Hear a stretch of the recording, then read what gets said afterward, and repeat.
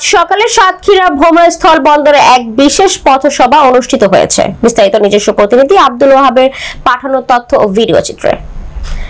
দেশের চলমান পরিস্থিতি নিয়ে আজ শনিবার সকাল 11টায় বিএনপির পক্ষ থেকে এক বিশেষ পথসভা হাবিবুর রহমানের সভাপতিত্বে উক্ত সভায় বক্তব্য রাখেন ওহিদুল ইসলাম, রবিউল ইসলাম, আসাদুর রহমান, জাকির, বিএনপি নেতৃবৃন্দ।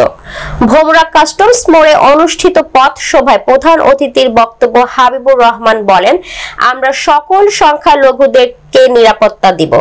এখানে কোনো প্রকার নাশকতা সৃষ্টি করলে কঠোর হস্তে দমন করা হবে। এ সময় তিনি আরো বলেন, আমরা সকলে কাঁধে কাঁধ মিলিয়ে এই বন্দরে ব্যবসা করব, এতে আমরা সকলেই ভালো থাকতে পারবো।